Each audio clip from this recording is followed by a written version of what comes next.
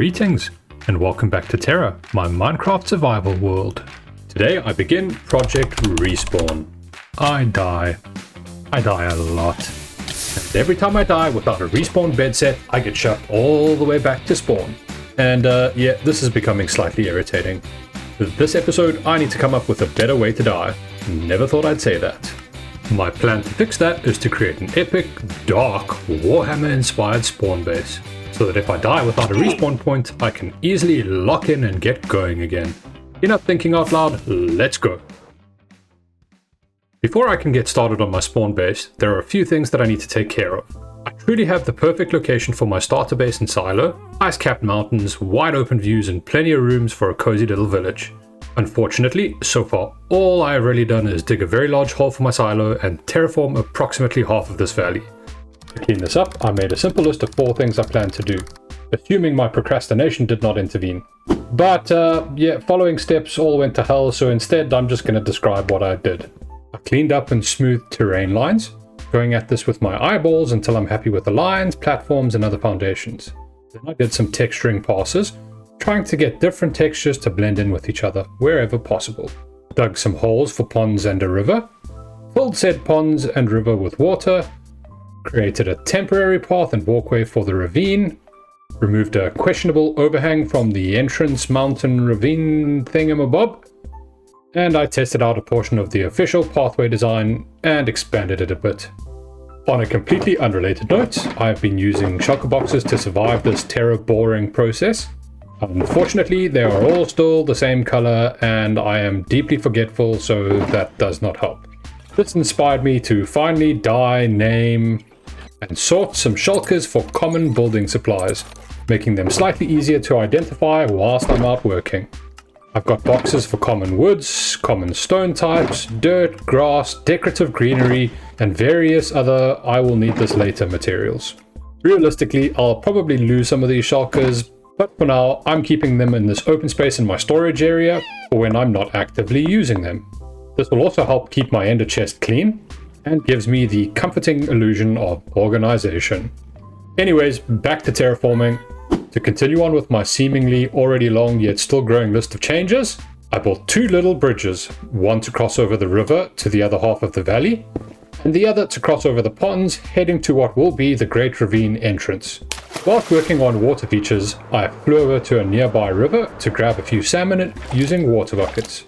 I captured a few red friends and then dropped them off at their new forever pond, in the vain hope that they won't all perish before this video is done. Now, to attempt this ravine plan of mine, I have to form some new mountains. I start things off with stone to lay out the basic shape of the mountains, and then build them up, adding texturing as I go. A few lights here and there, in the ravine, along the paths. These should help prevent awkward mob spawns and add some more life. You know what? If I carry on with this any longer and you are still watching, thank you. And because you are such a great human, smash that like button and subscribe. Every single like, subscribe, and comment gives me a massive grin. But I can assure you it's hugely appreciated. For the next few steps of this build design, I got lazy, so instead of me talking, here's a quick build montage.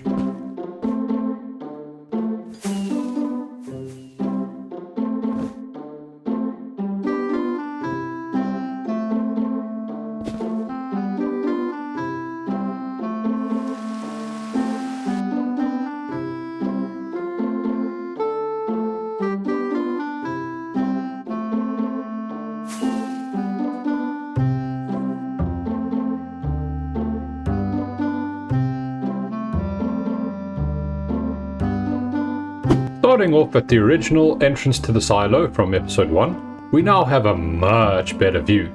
I added a pretty decent sized old oak tree complete with a tree swing. Just below that we have some interconnected salmon ponds all flowing into each other, somehow still stocked with live salmon. And yes, just like real salmon, they insist on swimming upstream. Following the new path, across the ponds and over a new bridge, we reach the grand entrance ravine. Basic, clean, and most importantly, I can fly through it. I chose to go for a slightly angled look, which makes it feel kind of a little bit more imposing to me. Heading back past the pond, over another bridge and along some fresh paths, we reach the new little village. I went with a whitish design palette, using wool from the silo wool farm, calcite from some amethyst geodes, and diorite from all the digging that I tend to do. To contrast that, I've included some dark, deep slate roofing with a simple gabled design. I also added a new stable for my OG donkey travel buddy back from episode 1, plus some optimistic space for future horses, which I will probably forget to include here. It's got this little attic / storage space where I've just plopped down some hay bales and random extinguished campfires because it kinda looks cool. P.S. Please do not look inside any of these buildings. None of them have interiors. Just some cool looking half decent windows and exterior work. Interiors are a little bit nitpicky, iffy, and too much work for my small brain. Looking up through the center of the village, I added a small little sort of semi-centralized clock tower, featuring a non-moving clock to remind me exactly how well I'm spending my time.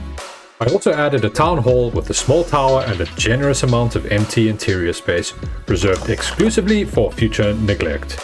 Finally, I added some decorative details including a fountain, a small communal veggie market, a modest sheep farm, a rose garden, a tiny blacksmith area, and a very polite potted flower garden.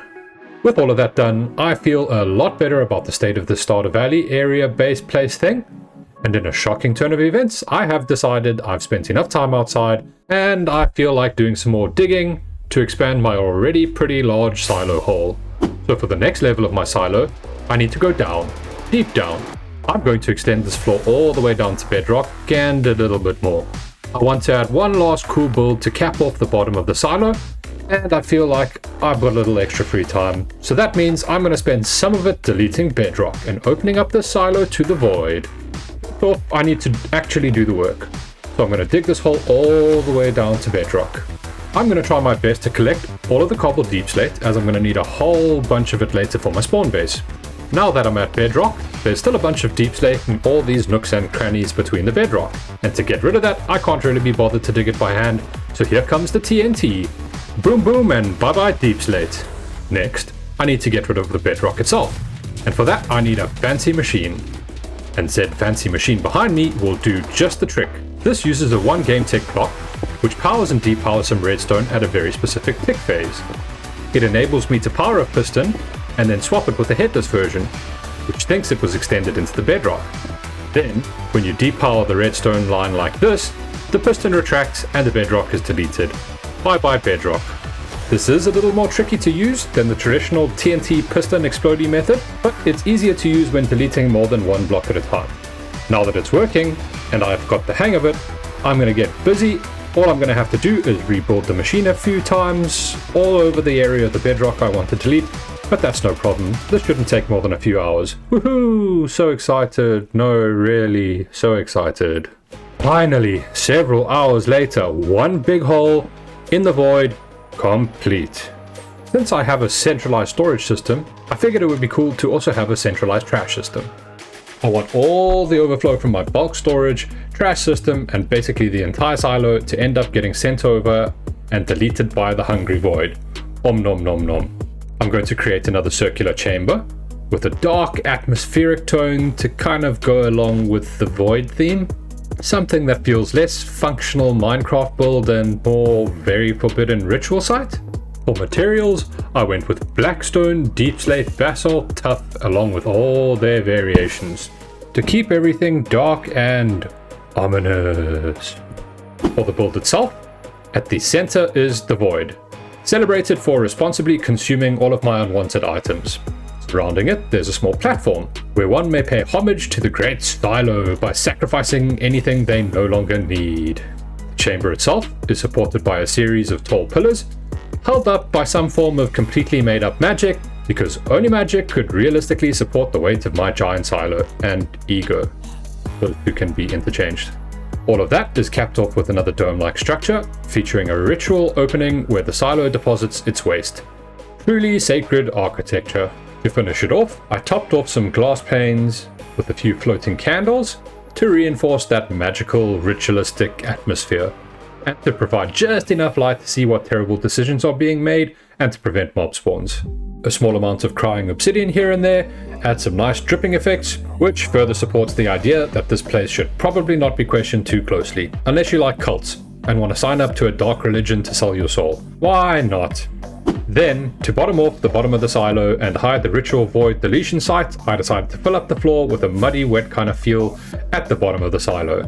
Then I threw in some piping, some other random decorations, and 2 giant-ass fan vents, glowing with the knowledge that they will be performing absolutely zero actual work and are purely there for decoration.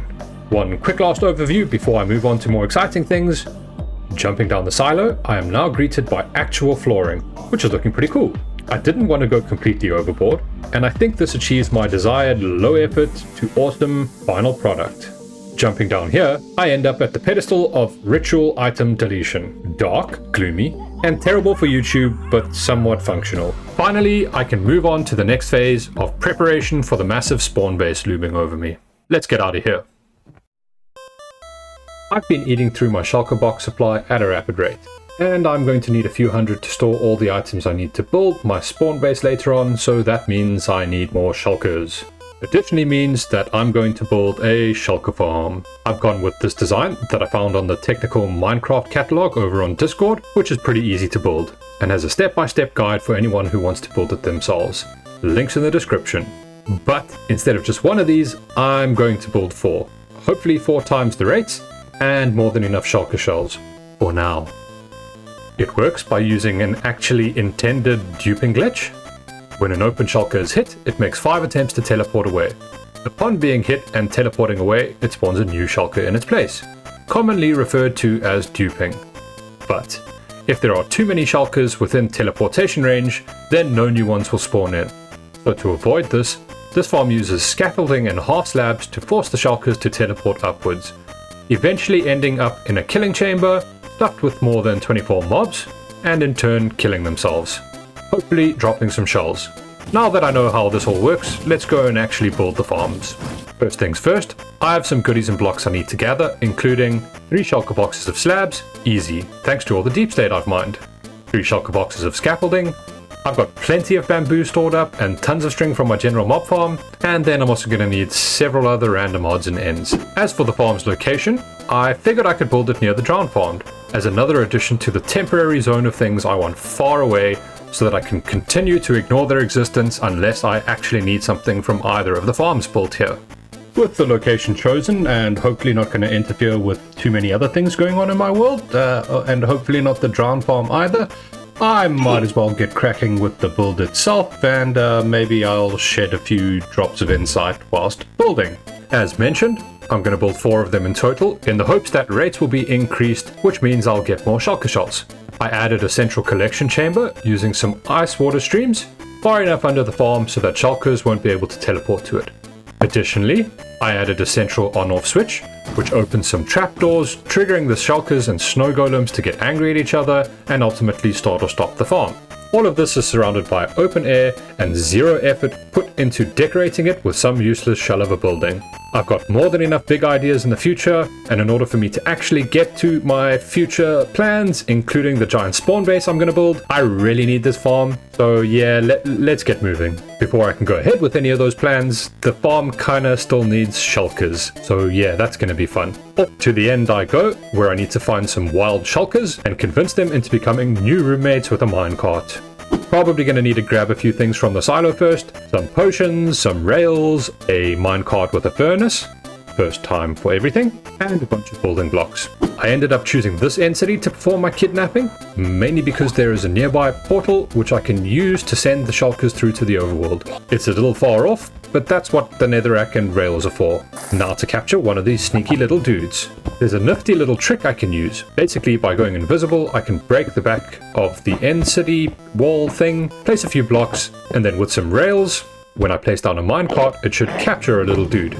Then I can use a furnace minecart to push the minecart and shulker through to the little end portal and end up eventually at the main end island. And then you can break some obsidian under the shulker, sending it down to some pre-prepared rails, and finally using the furnace minecart again, send them over to the overworld. It took me a little while to locate the shulkers, and at first I didn't find it in my spawn area, so I sent another through. Turns out they were just hiding and duplicating on this cliff down here. Anyways, with those guys finally in minecarts again, I can send them off to the farm. Here in the nether, I thought I was going to use a ghast to transport these dudes, but then I discovered that minecarts with shulkers and leads aren't a thing. and I can't be bothered to put them in a boat. So hey, here I go placing down thousands of rails. On the overworld side, it's just a matter of sending the shulker up to the farm and then using activator rails to pop it into the farm itself. As for the other 4 farms, I'm hoping to just steal one of the dupe shulkers from the working farm and then popping them into the last 3 farms. Moving shulkers is absolutely zero fun, almost about as fun as watching paint dry, but I've managed to get them where they need to go, and now it seems like the farms are working. I can see some shulker shells starting to drop down the water streams and making their way into storage. I built a shulker box loader to shovel these shulker shells into shulker boxes and then finally get stored here in these chests. And if my calculations are correct, I should get around 1 shulker box full of shulker shells in just under an hour. Not too shabby. Shulker box full of shulker shells, shulker box full of shulker shells, shulker box full of shulker shells. A couple of AFK sessions here and there, and I should have a pretty decent supply of shulker boxes for storage purposes. When I go about actually building my spawn base itself, it would be pretty handy not to worry about mob spawn. Now that we've got a new source of shulkers and shulker boxes in turn, I'm going to make use of the shulkers and use them to build a mob switch. It's going to involve building a contraption which will both trap the shulkers, pop them into a minecart, and send them into a storage cell at the mob switch. Then, when I have enough of them in a close enough area, I can include a chunk loader to keep the area loaded or on when I'm in other areas of the overworld. Sadly, this means that I will still have mob spawning in other dimensions, but I'm not going to worry about that for now.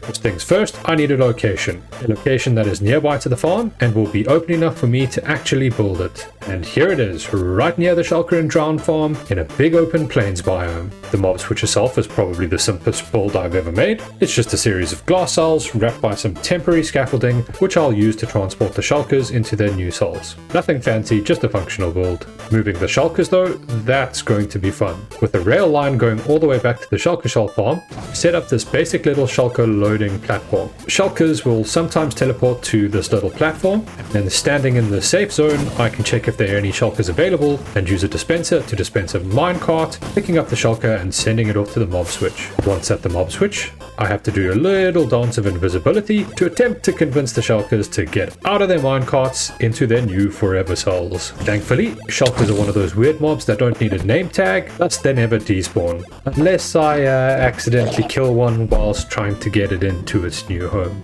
And here we go, my first of what's probably going to be many deaths whilst trying to handle shulkers. Hopefully I can get all of my items back. And that's the last one for the first level. Woohoo! Only 5 more levels and 140 shulkers to go. I'll bring you back once that's all done, otherwise we're going to be falling asleep. 3 hours later, that was a whole bunch of fun, but here we have it. 168 shulkers trapped in their cells. Technically, the mob cap was only 70, so I only needed 70 shulkers, but because I sometimes use an extra carpet bot, the mob cap increases from 70 to 140. So having 168, I have more than enough to cover my mob cap and 1 extra player / carpet bot mob cap too. And if I ever decide I need to have more than 1 bot loaded in, this whole mob switch is tileable, so I can just add a few more layers. But for right now, it's still not fully operational and will only work if there's a player in the same chunk. So I need to build a chunk loader. For that, I found this nifty chunk loader on the TMC catalog once again, which is pretty reliable and uses a furnace minecart. Hey, 2 times in 1 episode, that's a record. And it uses a furnace minecart to keep the chunks loaded, ultimately keeping the mob switch active at all time, rendering mob spawning completely dead in the overworld. I can fly over to the drown farm, and as you can see, absolutely 0 drowns are spawning, and the mob cap is around 168. Then, if the mob switch is off, we can see drowns spawning in again. Very nice, great success. This should make building a whole lot more friendly. My ender chest has officially and yet again devolved into chaos. I laid out all my important shulker boxes, shoved any random leftovers into the storage system, and started going through everything properly. For example, my potion box is suspiciously lacking in fire resistance, which feels irresponsible considering how often I casually throw myself into fire. Then I moved on to armor and weapons, and immediately realized I have basically no proper backups. On top of that, due to procrastination and laziness, my fireworks box is also nearly empty. The fireworks refill is easy enough, some gunpowder collected from the general mob farm, some paper from bulk storage, and I can confidently continue skywalking. Armor and weapons though, that's a different story. For that I need more ancient debris, which means TNT at the bottom of the nether and hoping that I don't accidentally expose myself to a lava lake. Some diamonds for armor and swords, sticks and string for bows, and a handful of villager trades from the trading hall, a few hours AFK at the drowned palm for XP, just like that, 3 fresh sets of armor and some shiny backup weapons, 1 general use backup set, and 2 fire protection sets for those nether trips. Finally, a beautifully cleaned up ender chest, full of backup tools, weapons, armor, food, and a bunch of extra goodies for those times where I forget to bring a bucket or something similar. Now I just need to remember to keep an ender chest nearby at all times, which feels like something future me is definitely going to ignore. At the beginning of this video, I promised to transform my spawn area, and I intend to deliver. Right now, my spawn is just a forest tucked between some mountains, completely untouched and painfully vanilla default Minecraft. Every time I die without a respawn bed set, I end up here, and then have to run all the way back through the nether. It's not exactly a problem, it's just slow, awkward, and mildly infuriating. I'd much rather be spending time building something cool instead of doing the world's saddest corpse run. I've broken this project down into 3 steps. 1. Create space. Clean up the area, digging down a few levels, and creating space for the build itself. 2. Fill space. A giant mega tower spawn base of ridiculous proportions alongside some custom terrain. 3. Decorate. I'm going to need some sort of prettified nether portal in some sort of prettified room to at least kind of make me consider this build being complete. I've already spent 2 weeks designing and building this in creative mode. What's another week digging a massive hole for it to live in?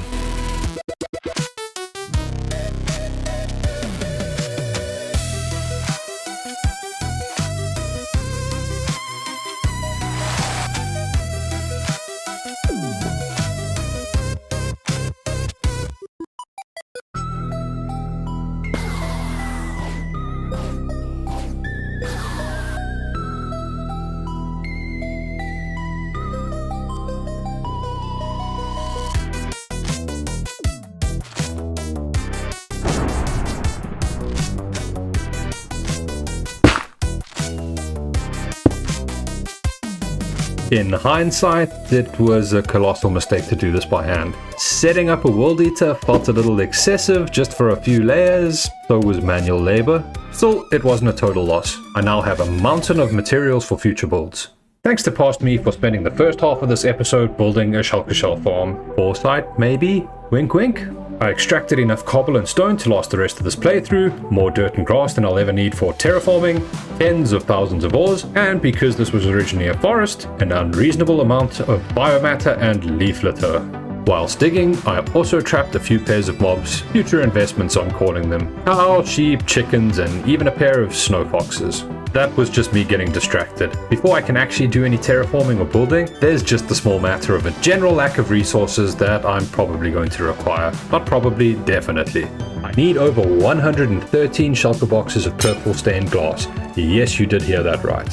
55 shulker boxes of mud, 48 shulker boxes of cobbled deep slate, 35 shulker boxes of deep slate bricks, 19 boxes of warped hyphae, 15 boxes of black concrete, 13 boxes of blue terracotta, and a whole bunch of other items. Just a reminder, that's just for the terrain. First up, sand and concrete. I truly cannot be bothered to go sand gathering again. I've done enough digging this episode to emotionally qualify as a quarry worker, so instead, I'm building up a simple falling block duper with an easy collection system, just enough to generate the sand and concrete I need for this project. Next, mud.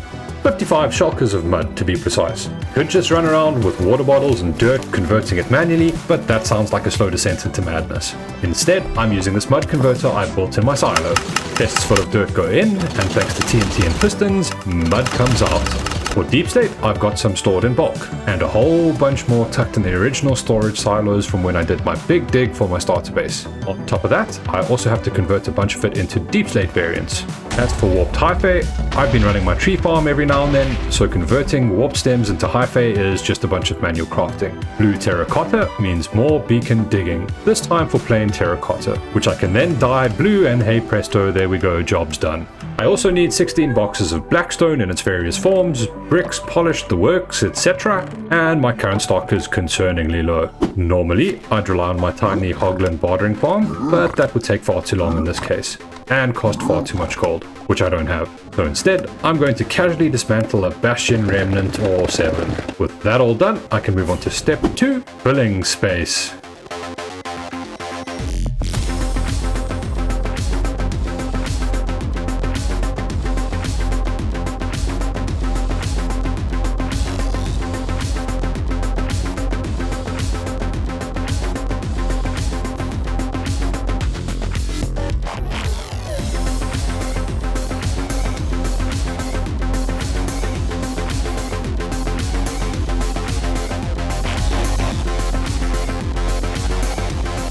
Yeah, I got locked in and just a little bit carried away.